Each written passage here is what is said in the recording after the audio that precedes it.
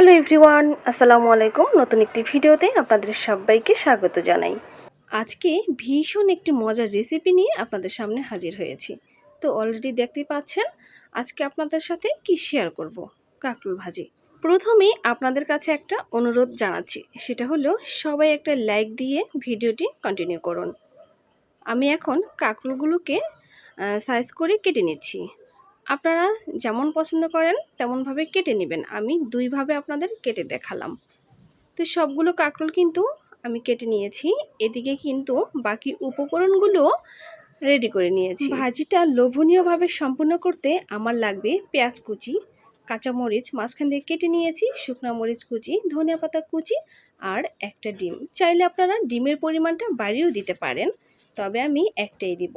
সবগুলো কাঁকরোল কেটে ধুয়ে পরিষ্কার করে নিয়েছি। এখন আমি চলে যাব রান্নাঘরে। তো আবারও বলে নিচ্ছি, যারা লাইক দিতে ভুলে গিয়েছেন অবশ্যই একটা লাইক দিয়ে দিবেন।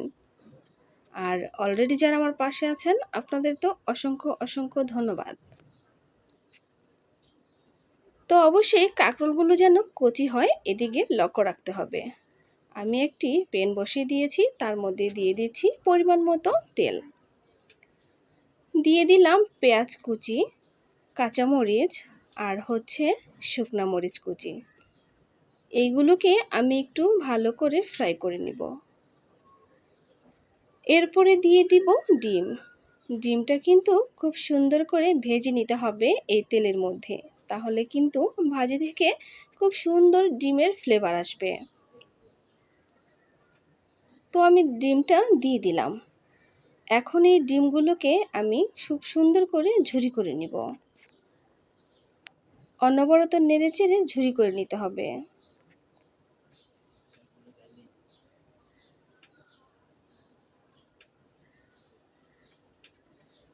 তো ডিম ঝুরি হওয়ার পরে আমি দিয়ে দিলাম কাঁকরোলগুলো, দিয়ে দিচ্ছি স্বাদ মতো লবণ। এখন নেড়ে চেড়ে দিয়ে দিব কিছুটা পরিমাণ পানি। কাঁকরোল সেদ্ধ হতে অবশ্যই পানি ব্যবহার করতে হবে।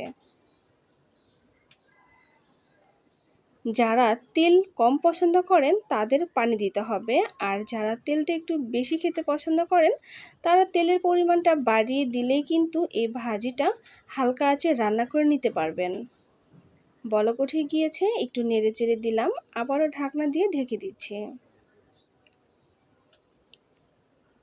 কম বেশি সবাই কিন্তু এই ভাজিটা কমপ্লিট করতে পারে, তবে আজকে আমি একটু ভিন্নভাবে আপনাদের সাথে শেয়ার করলাম।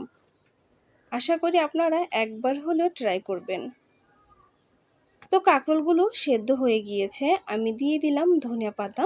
ধনিয়া পাতা দেওয়ার পরে কিন্তু এই কাঁকরোল থেকে যে পানিগুলো উঠেছে বা আমি পানি দিয়েছিলাম সেই পানিগুলো সম্পূর্ণ শুকিয়ে নিব। যতক্ষণ না শুকাবে, তেল বের না হবে, ততক্ষণ কিন্তু আমি এই ভাজিগুলোকে ভেজে নিব। তো এখনও কিন্তু আমার ভাজিটা কমপ্লিট হয়নি, আর একটু ভাজা ভাজা করে নিলে কিন্তু এই ভাজিটা খেতে ভীষণ ভালো লাগবে। তো আমার কথার কাজের মধ্যে যদি কোনো ভুল হয়ে থাকে তাহলে অবশ্যই ক্ষমার দৃষ্টিতে দেখবেন। আর সবাই আমার পাশে থাকবেন, একটু সাপোর্ট করবেন। আমি চেষ্টা করব প্রতিনিয়ত আপনাদের সাথে সুন্দর সুন্দর রেসিপি শেয়ার করার। আজকের মতো বিদায় নিচ্ছি। আসসালামু আলাইকুম।